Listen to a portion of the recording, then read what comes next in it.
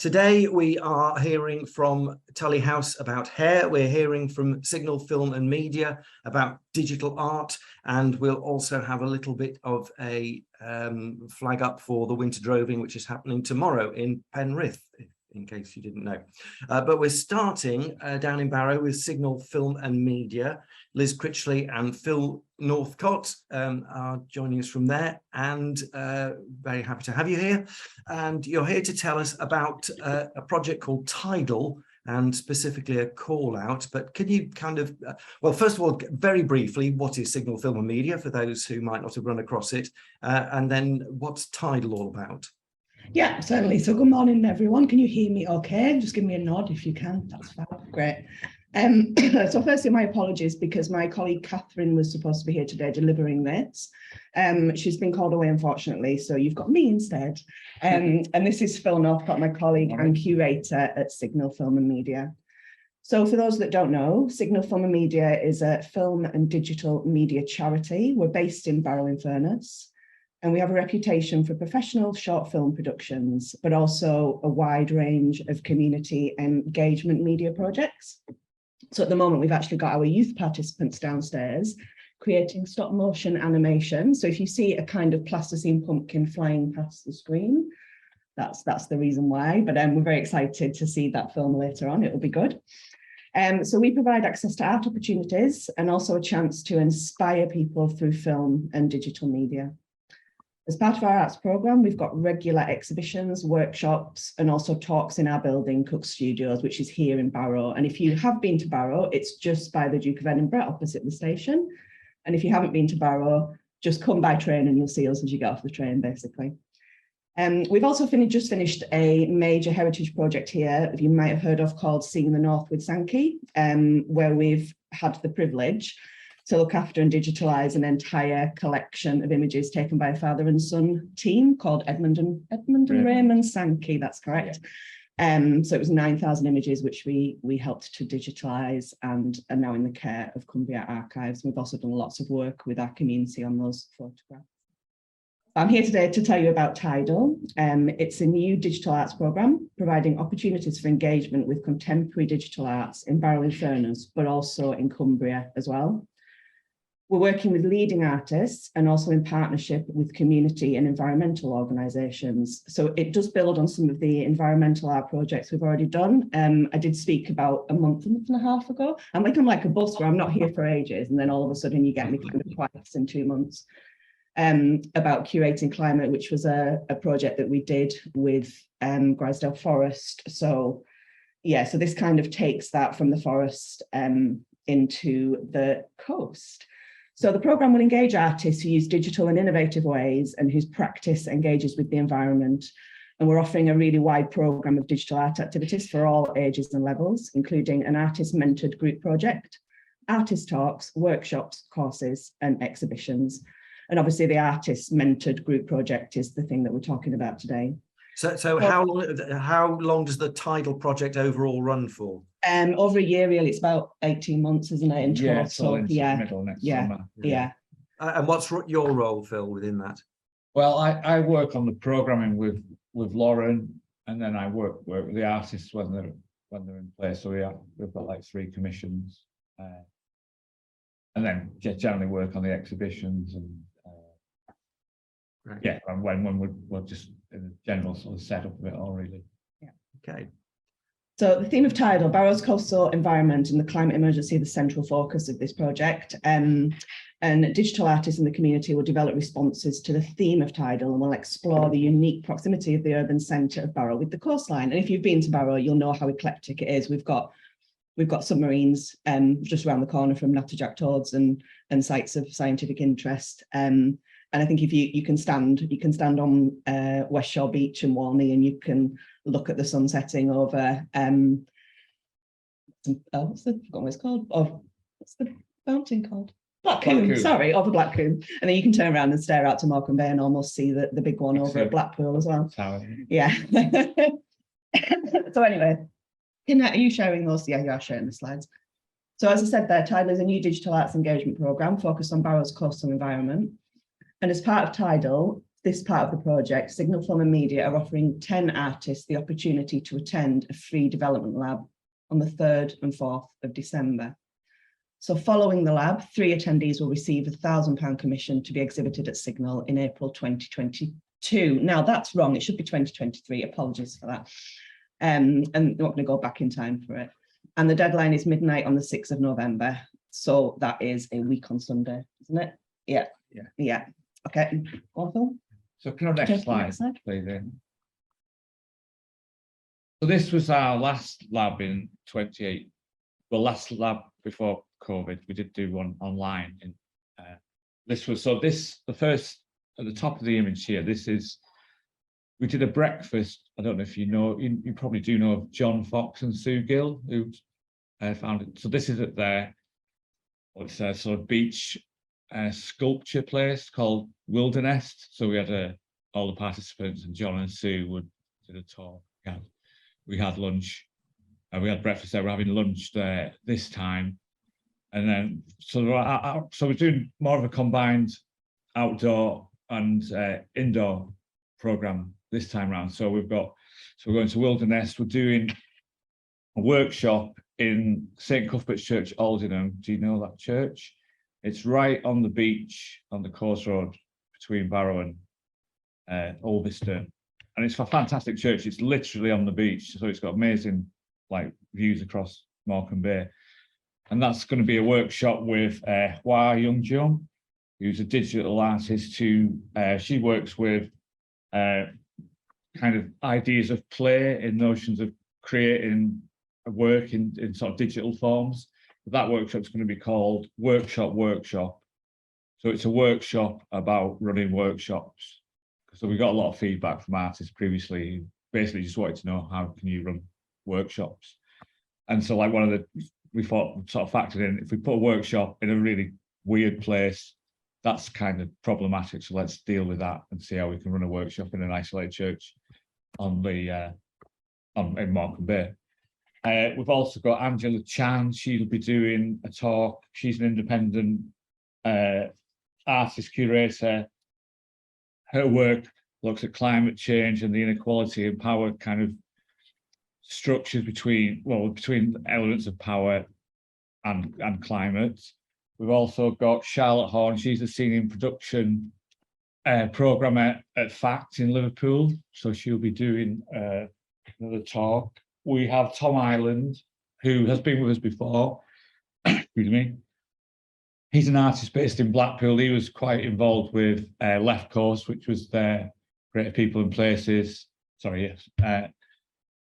Then when they had Creative People in Places, the Arts Council initiative, and he's also the director of Super Clyde and Abingdon Studios. And he's just going to talk about how to maintain a practice as an individual artist. And then we have, mentioned Dead Good Guys. That is the Sue and John's latest initiative.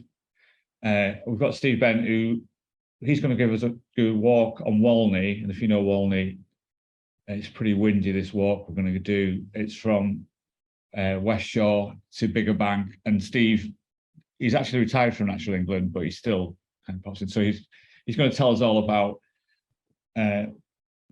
whatever the climate and how artists can interact with the sort of the coastline, as it were, what you can forage, what you can do, tides, just like awareness of being in that environment. What's next?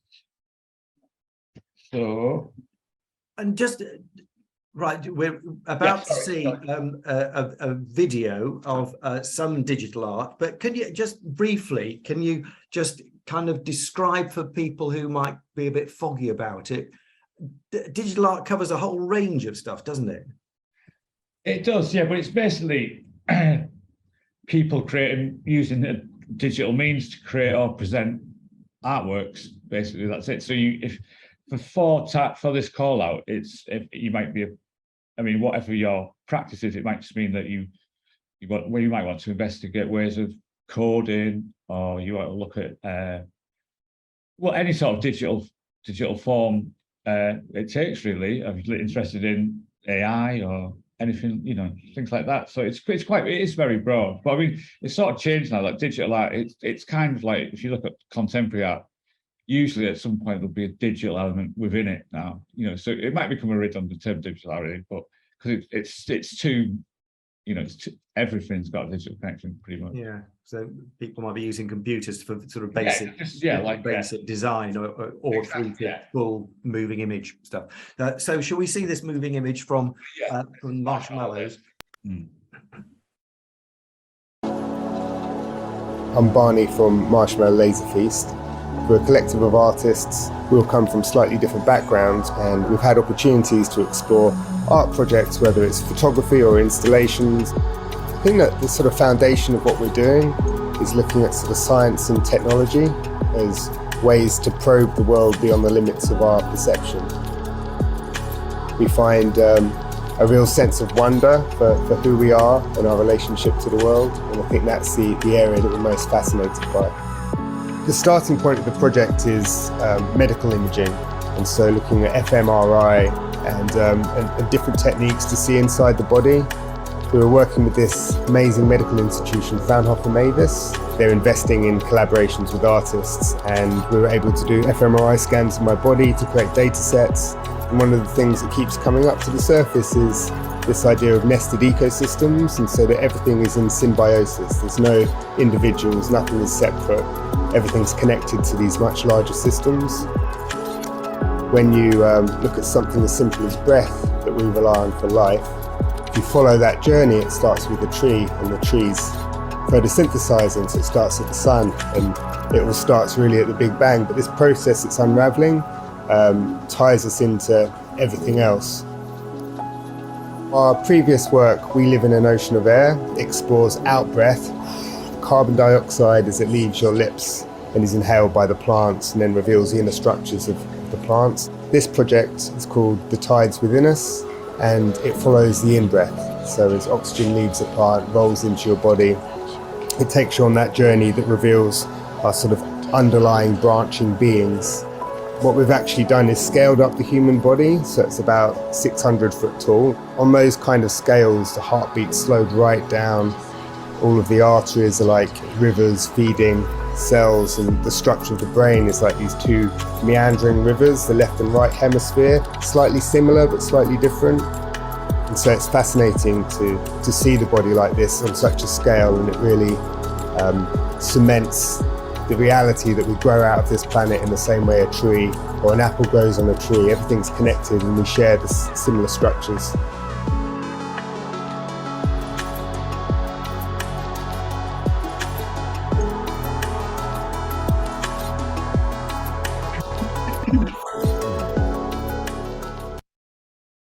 So yeah, so that's coming off Marshmallow Laser Feast. So they'll be, I think it's Marianne. She's coming along for the weekend, so she'll be available to chat. She's going to do a presentation about that film, going through it case by case, how to like breaking it all down, and she'll be there to talk to the artists, encourage them, offer advice, things like that. Yeah. It's gorgeous.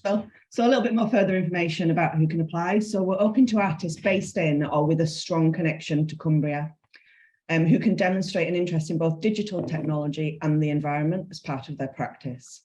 Although it's not essential that artists have experience in delivering fully developed work in both or any of these areas. Next slide. So just to reiterate that, you're looking for artists with some experience. They have to have an interest in digital, but they don't necessarily have to be kind of up to speed. So I think that's the sort of thing that might put some people off. They think, oh, I don't do the tech, but you'll help them with that. Yeah, they might not have used it before, but if they're coming to learn and incorporate into their work, then that's we're interested in those as well. Right. So we're also interested in hearing from artists who may have had a break from practicing, are re-emerging, and have a strong interest in the programme's theme. And we'd also like to know how this opportunity could support your development and make your practice more sustainable. So for the development lab, we've got a travel bursary is up to £50. And accommodation will be provided in Barrow as well. And we can also offer bursaries for childcare. So for more information, obviously go to our website, everything's on there. We can also, I'll put the links as well into the chat, and kind of some of the artist links as well, and also my email address and Catherine's email address and Phil's email address should you require any more information. And thank you so much for listening. Thank you. Oh, thank you very much. There may be some questions from the floor, but just how can Cumbria Arts and Culture Network help? Presumably spreading the word is the crucial thing. We'd like you to spread the word. Yeah, I mean, if you're an artist on here, if you feel like you want to get involved in digital arts and in Barrow's courseline, then please do apply. If you're an arts organisation, take it away. And if you've just someone that's turned up to watch, then just tell someone in the post office. That's fine. You never know where the next digital artist may be hiding. And Amy was on a lab before, weren't you, Amy? Yeah. Yes, I've actually done two. I've just realised. Yeah. I was part of a programme in 2017, Lost Stations, and that was looking at the industrial railway kind of heritage around the area. It was with an artist called Sam Meach, and that kind of really got me going in art. I'd done creative projects and stuff. I wasn't necessarily calling myself an artist or a digital artist at that point, and I think the programme kind of cemented everything, and just gave me the some skills, bit of confidence, and importantly meeting all those different artists really helps. So yeah, I can't recommend it highly enough really. And the team at Signal are very nice and welcoming and open, and yeah, so I would definitely recommend applying for the programme if you're thinking about it. And Kate has had experience of working with Signal as well on a previous digital project.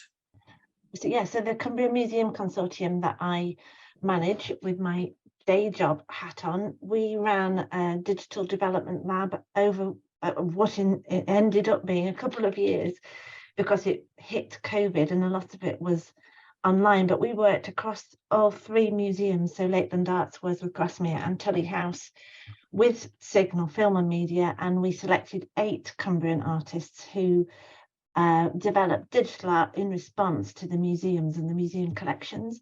And the work that came out of that was so interesting, because I know very little about digital art, but what came out of it was so varied, and so a lot of it was fun and interesting, and as well as beautiful. So I think sometimes I find the word digital art a little bit opaque, but actually it means anything. It can be audio, video, film, and like the thing that we just saw, it's difficult to describe, but the point about all of the things that were produced as a result of the lab that we did, it's all very accessible, and I think and easy to enjoy.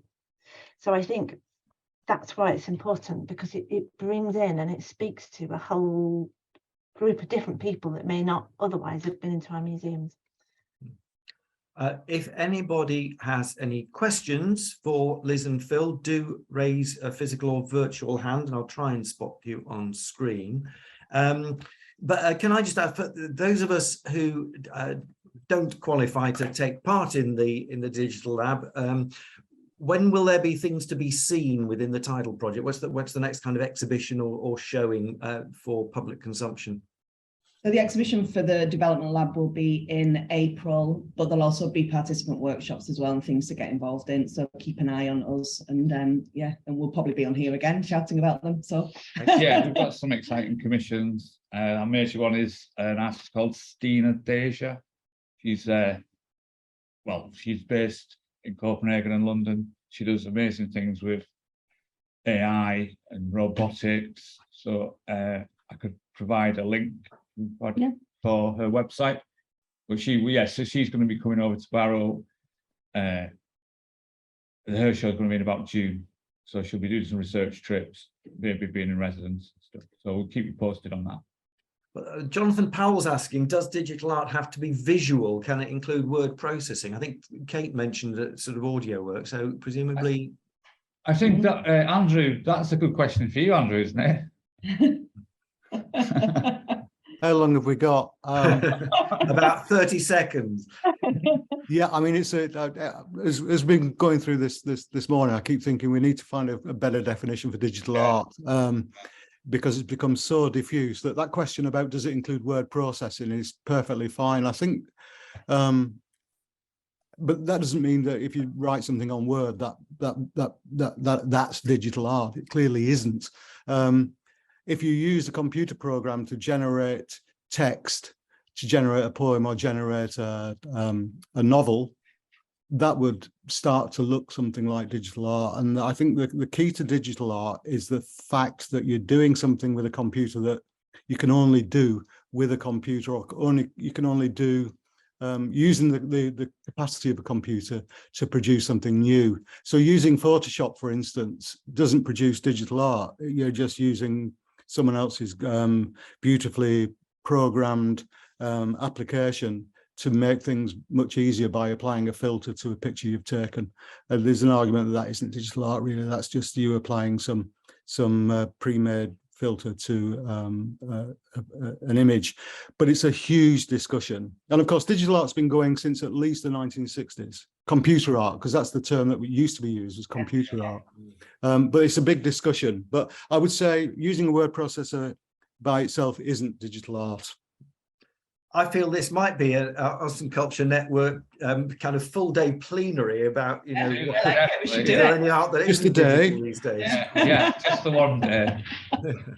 All right, thank you both very much, Liz and Phil. We need to move on to pack everything in, but very much looking forward to seeing the product of that, and hopefully there will be a big take up for what sounds like a fantastic offer with that workshop. Thank you. Right, is this as far as you can get from digital? We're going to hair, and Sarah McGlynn in Tullie House is going to tell us about a fascinating sounding exhibition that they've got on there at the moment. Sarah, what's hair all about? Hi, nice to meet you all, and I hope everybody can hear me. I do have some slides with you, Chris, if they are available. Amy's going to be, there we go. Oh, thank you very much. That's lovely. So I am Sarah McGlynn, the exhibitions officer for exhibitions manager for Tullie House. I'm also going to be joined shortly by my colleague Lindsey Atkinson, who's going to talk about specifically about our programming for Black History Month, which is kicking off tomorrow, and all very much tied in with the hair exhibition. So if we could move to the next slide, please. Thank you. This exhibition was curated as a partnership with two other museums, the Horniman Museum in London, who have just won Museum of the Year, which is a big deal, and Weston Park in Sheffield. So the idea of this is for museums to collaborate and bring down the cost of touring exhibitions, both financially and environmentally. So we're only producing things one time, we're just moving things as little as possible. So if we can move to the next slide, please. Thank you. These photographs have been taken by Stuart Walker, who I think a lot of you will know. He's taken some absolutely fabulous photographs. The first section of the exhibition deals with hair as material. And we see here a dress made by Jenny Dutton, completely made of hair that's been cut from the, collected from the salon floor. So here is a piece where hair is being used as an art form. To the left, we see hair being used in a new, well, in a way that we've traditionally used wool. So for example, there is a slide, a swing, which is hanging on hair. There are hair leads for dogs, hair bungees, hair water bottle carrier. You see the photograph of somebody using a hair bag. What's really fantastic is the environmental impact this is having. So on the wall behind, that I don't have a slide of, is a photograph of some enormous hair booms, which are basically, it looks like a little a pair of tights stuffed with hair. And they put these in the sea to collect oil spills, and they can collect 8 times their weight. So hair, as we can see, is extremely useful. It is also very thought-provoking because it's also vaguely gross. We're very used to working with wool, and so the idea of using somebody else's hair once it's been cut off is slightly unnerving. But I think environmentally we have to sort of get over that and continue to use it.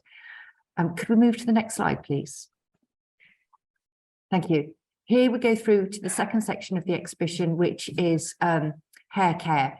And we've taken this section to really base on the provision of hair care for Afro-textured hair, the huge difference between the metropolis and Cumbria. We would say that we're probably about 70 years behind here in Carlisle and Cumbria, which is just terrible. So you can see on the right, there's a projection of a film that we've made talking to different hair care providers across the county, sharing their stories and people sharing their experiences of having to go to London to have their hair cut because there's just nobody here who can deal with it. And we'll be focusing on this quite a bit in Black History Month, which Lindsey, my colleague, will be talking about shortly when she joins us. Could we move through, please? Thank you. This is the third section of the exhibition, which is called Entanglements. And you'll see up on the ceiling, we have a huge wig by the artist Jose Doyland, which is about almost 2 meters in height. So that's fabulous. And this section deals with the sort of the cultural side of hair and what it means, particularly if one loses one's hair and why people are wearing wigs, the enormous development in wig technology, which used to be very, very poorly provided, and wigs would take perhaps 2 years to from start to finish because they were made in China, and the designs were sent by ship to China. A prototype was sent back to Europe and America, tried on, and then sent back to China for finalization. There have been huge developments with the digital area, and also inventions of things like cling film actually are very useful for wig making. So wig making has come on in leaps and bounds and is dealt with in this section of the exhibition. Slightly off the screen that you can't see, we also have bridal treatments, so beautiful things which have been used around the world to enhance brides on their wedding day.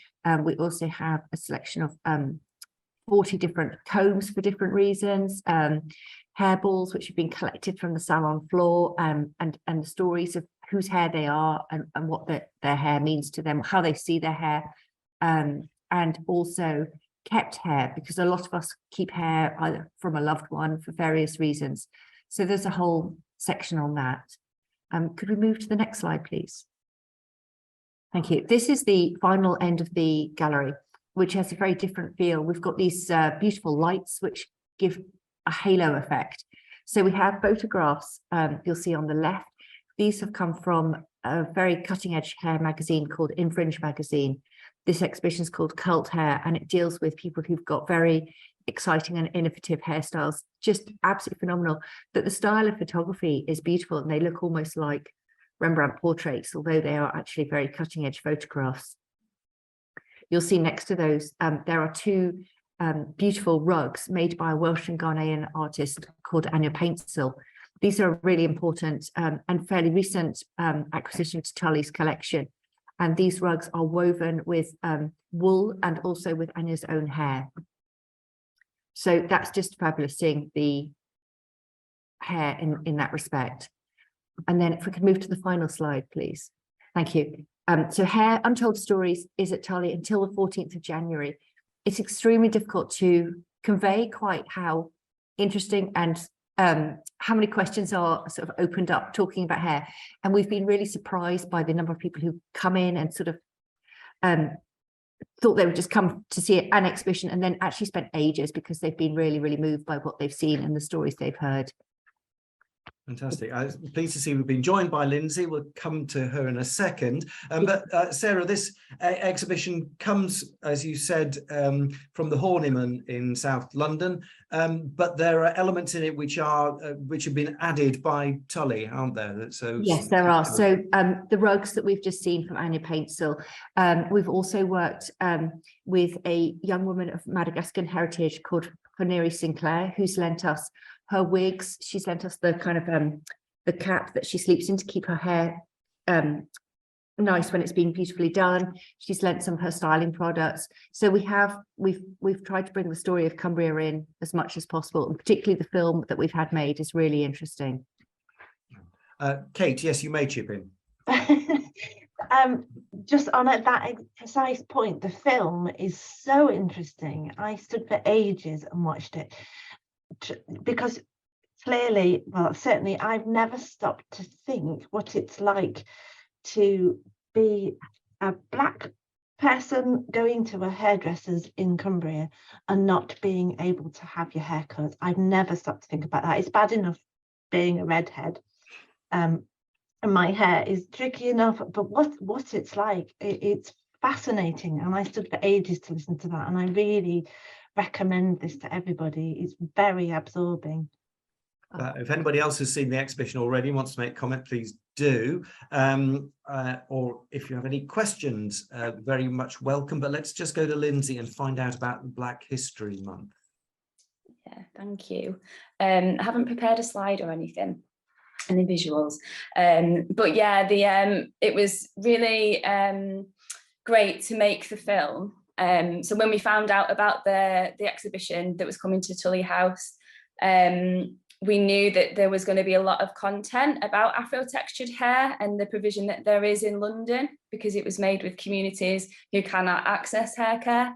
But what we really wanted to demonstrate was the experience locally. So in 2019, I had an experience where my grandma was staying with me. We were going to have a photo shoot, and I wanted to book her in to get a hair done for the photo shoot. Thought easy peasy, I'll just pick up the phone. But everybody said no. So that's somebody who's worked for the NHS for over 40 years, 79 at the time, and she turned down. So if I was physically at the door, we would have been sent away. Was likely would have been sent away, or they wouldn't have known what to do. So that just really, obviously I had thought about it, because I knew there was very few places in Blackpool where she actually lives, but it was the feeling of that experience and being responded to in that way.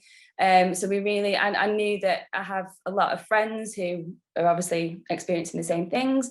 So that's what the film draws attention to. So as well as telling the story of hair care in Cumbria, it's very much sort of centered around this. We think we're welcoming for everybody and we're inclusive, but we haven't thought about everybody. So yeah, this is, we wanted to take the opportunity of having the amazing hair exhibition in Tullie House to centre our Black History Month activity around. So I've got some activities planned taking place tomorrow in the afternoon. And so obviously the exhibition centres around hair care in general, but also just its stories of Black women, Black people, about how they've been treated, comments about their hair, how they feel about their hair. So I got to know some of the curators who've made the content, and I've been able to contact somebody called Rose Sinclair, who's actually one of the co-curators of the exhibition. She's a Black woman. Her mum was Windrush generation. She moved to London in the 50s. She was a nurse. And Rose is actually going to come along to Tullie House tomorrow and deliver a talk at 3 p.m. So Rose was a community field worker, but she also curated a display about a woman called Winifred Atwell. So Winifred Atwell was born in 1914 in Trinidad and moved to London. And she was a famous ragtime pianist, and her music was quite famous, and she was the first Black woman to get a #1 song in the UK charts. And she used her fame to raise awareness about the lack of Black and Afro-textured hair provision in London in the 50s at the time. Used her background as a chemist to create products, and she also was involved in opening one of the first Black hair salons. So she was a real entrepreneur and pioneer, and she used her fame to create the provision that she couldn't see. So Rose Sinclair is also a lecturer in design education, specialising in textiles at Goldsmiths University. She's coming to Carlisle especially for the weekend to deliver this talk. She's fantastic. She's co-authored quite a lot of books about Caribbean textile designers. She's co-created an exhibition about Aletha McNish, who's a Caribbean textile designer, which is on show at the Whitworth Gallery at the moment. But yeah, she's going to be talking about Winifred Atwell, some early Black hair pioneers in the UK, and also about her experience of co-creating the different elements with the exhibition. We've also got some craft activities, so just to have something to do, for something that younger people can do. Sorry, we also have lots of pumpkin carving going on, so I'm expecting lots of children. We're going to be making some mini monuments celebrating Black people in the UK.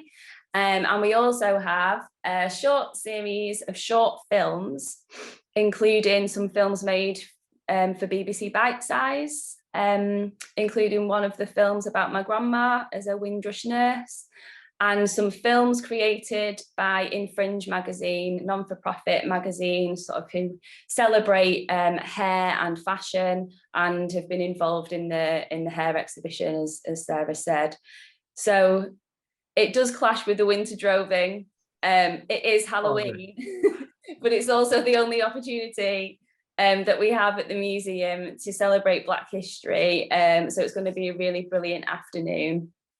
I think that I've covered everything.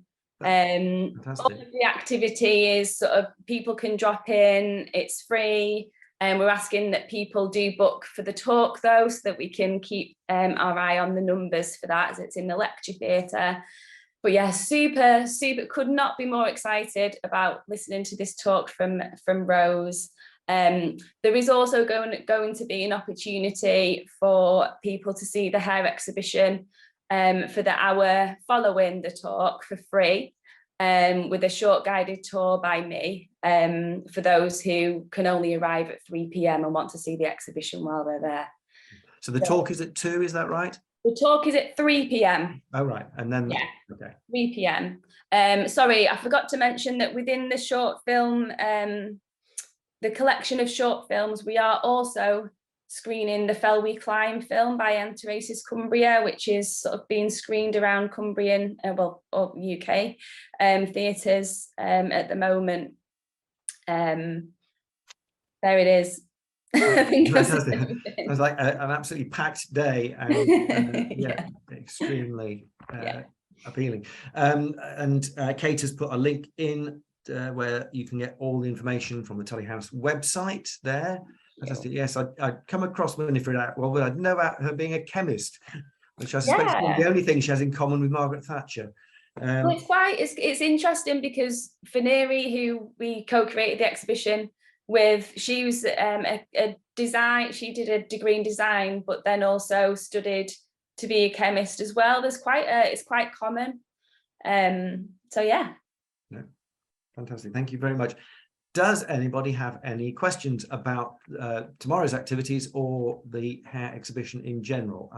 I'm certainly going to be making an effort. I'm not sure if I can get there tomorrow, but certainly we'll be getting to the exhibition. Thank you. That sounds absolutely unmissable. Don't think we've got anybody confused about hair in the way that we were about digital art. Thanks so much for having me. Thank you very much. Sarah, is there anything you'd like to add finally? Just come along and see the exhibition. It is really, really great. We've all been staggered by how well received it's been, and it's just inviting loads of sort of discussion. So come along, we'd be delighted to see you. Excellent. Thank you very much indeed. I'm sure we all will. And Lindsey mentioned the winter droving, nicely segueing into our next little piece. The big thing is in the evening at Penrith, so you could go to Tullie House and whiz down the road to Penrith and get some exciting festival stuff there, which Alex Jakob-Whitworth is about to tell us about. And have we got some images we can show, Amy? There we go. Alex, if anybody's not heard of the winter droving, from basics, what is it? It's basically a festival, a magical festival. It's based in Penrith. It's been running, I think this is its 11th year, and it's celebrating all things rural, kind of traditional and also a lot of fun and a lot of spectacle as well. It's the idea behind it was trying to think of something fab that we could do as the winter started approaching us. And of course, we've got the winter solstice, but that's bang in the middle of the winter. So the idea of having something to really to look forward to when the lights started changing, the weather started closing in. And the idea of the droving is that it drills down to what Penrith actually is, which are, you know, it's a farmer's market town. And animals used to be driven to market. You didn't put them in wagons a long time ago. They were driven to market. Apparently, if you were bringing geese to market, they would paint the soles of the feet of the geese with tar so that poor little feet didn't get worn away. So the idea, and there's a lot of drovers lanes around Cumbria as well. You can often find they'll be on the wider side, obviously, so you can get a good herd down there. So that's why there's this animal theme, farm animal theme to the droving, and why we have the procession. So now, of course, it's this big celebration. It's very magical. There's all sorts of stalls during the daytime, and all sorts of street performances going on, things to do. I'll be making masks if you want to come and find me, or helping you make masks. Masks is a big feature, isn't it? Yes, that it is. It always has been, I think, and it's since it started, masks have been. I mean, I've been making masks for several years because I've been involved with it since it really started. And you can either make your own, or you can buy them, or steal them from people, but preferably not on the day. And these ladies in this picture are quite iconic. I don't think they're all ladies, actually.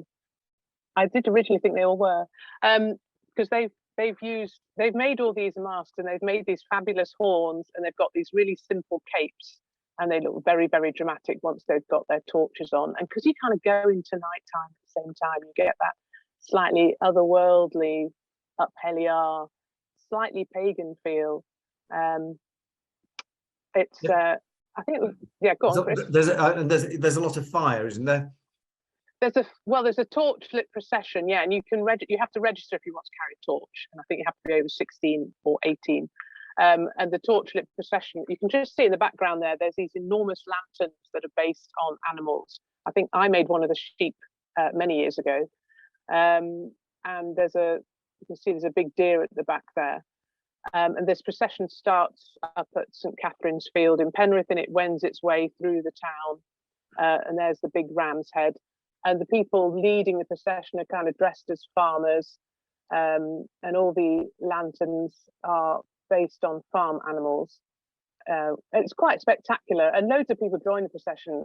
Every year I go, I try and get my costume bigger and bigger, which is, I'm not sure it's going to be this year. But it's a real spectacle, and people do now come from far and wide to see it. And it's quite funny because some people, if you look at commentary online, some people seem to think it's been going for centuries. I think it's actually 11 years old. But there's some kind of reference to kind of reviving hundreds of years old traditions, isn't there? Yeah. Well, a lot of the things that happen are the thing. I mean, it's about traditions. A lot of things that happen are things that we've always been doing. Like electric guitars. We've always had. Yeah, well, yeah, maybe not electric, but playing music, getting together, celebrating, eating things together, processions, fire, etc. These have all been part of our tradition for centuries. So it's kind of, in some ways, it kind of comes back to the kind of festivals and celebrations that we used to do before we got electronic and sat at home in front of our screens. So it's very authentic. Is there sort of making that goes on during the day? Can you sort of make a mask, or as well as eating, drinking? You can come and make a mask. I'm up near this. Yeah, I'm up near the Children's Circus on King Street, and I'll be making some masks. I've been out making with. I was at Penrith Library, and I've been out to schools making masks with kiddies.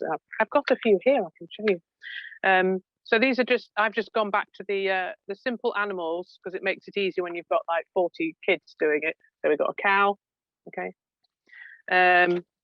Got a shiny horse, because these things that will show up at night time. The collie dog is very popular. I think there's a lot of collie dogs. Then you can go a bit wacky. I've got a goose.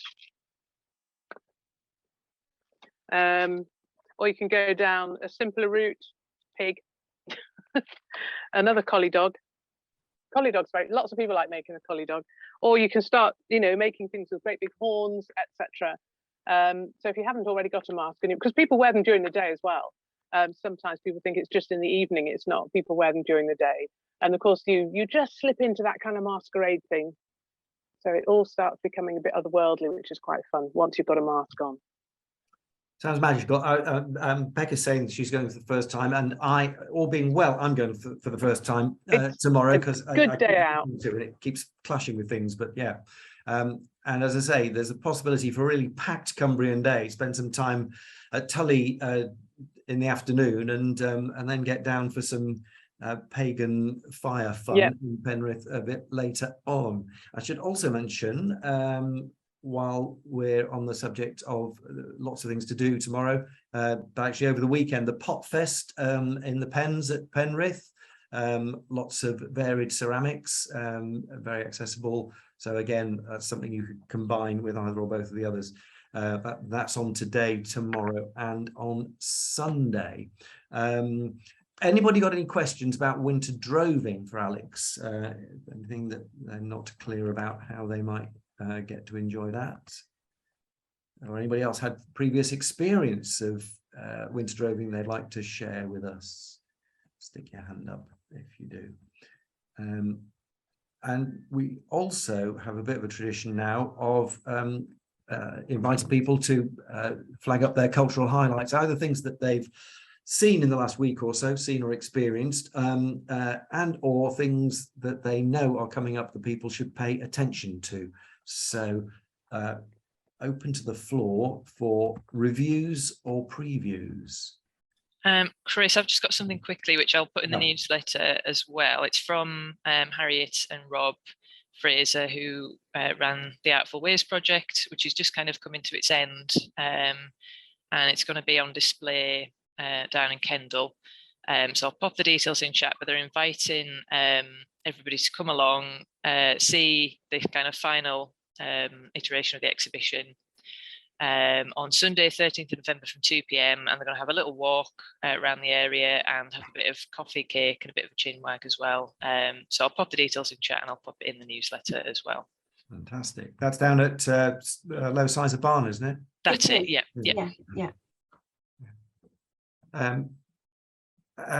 Becca Muir has her hand up. Oh, you're on mute still, Becca. Always forget that bit, sorry. I visited Carlisle at the weekend for the Hadrian's Wall, the 1900 celebrations, and it was wonderful seeing the cathedral and castle kind of lit up and the displays on there.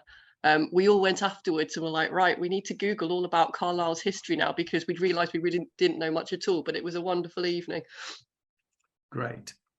And there's a lengthy post in chat about the Artful Ways and from Harriet and Rob, and yeah, gathering on the 13th of November seems like a very tempting thing to do. Kate's got her hand up as well. Yes, so I went to see the Beauty Queen of Linane at Theatre by the Lake earlier in the week, and I know I'm sounding very enthusiastic about everything today, but I really do mean this as well, that is a wonderful show, fantastically directed by our very own Liz Stevenson, who's the artistic director. It subsequently got a 4-star review in The Guardian.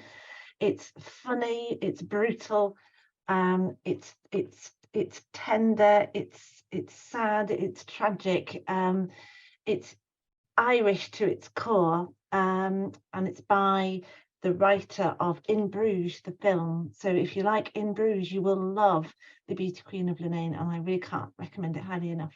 And Martin McDonough, also writer and director of 3 Billboards Outside of Webbing, Missouri, which I personally think is one of the greatest films of the last decade. And I think Beauty Queen was his first play, I think. Anyway, yes, spectacularly talented man. Anybody else got anything that we should be putting into our packed diaries? Well, great, we're going to be bringing this in well on time. So I think that's been a fantastic session. Thank you very much, everybody. I mean, we've gone from reviving 400-year-old traditions with fire and mast in Penrith to the latest, very latest digital approaches and 600-foot tall human beings investigated by magnetic resonance imaging. So you can't say we don't cover the spectrum in Cumbria Arts and Culture Network calls. If nobody else has got anything else to query or contribute, I'm quite happy to finish a tad early and get on the road to the Peak District. Great to see you all. I'm not quite sure, do we know what Tom might have lined up for next week? That's a good question. I'm afraid I don't. He's off on his holidays, but I'm sure it'll be great, whatever it is, and we'll put it on social media and in the newsletter as soon as we have the details. Yeah, don't forget the Paul Scott exhibition at Blackwell. That's another good one. Definitely get down there to see that. Yeah, I think we're covering University of Cumbria stuff next week. Oh, so we are. Oh, Victoria. Vicky. Victoria's with us today, so she'll be back with doing her own turn next week, won't you? Do you want, Victoria, briefly tell us what that's going to be about? Okay, we've got a new Centre for Arts and Participation that Performing Arts colleagues have migrated to, and we sit within the Institute of Arts, and we've got to, we're going to share our mission and see how people can collaborate with us next week. Splendid. Okay. Hopefully not everybody will be engaged in NPO trauma. So have a fantastic weekend wherever you are, everybody, and whatever art you are hoovering up, and hopefully see you next week, or if not, again soon. Thanks very much. Goodbye. Bye, everybody.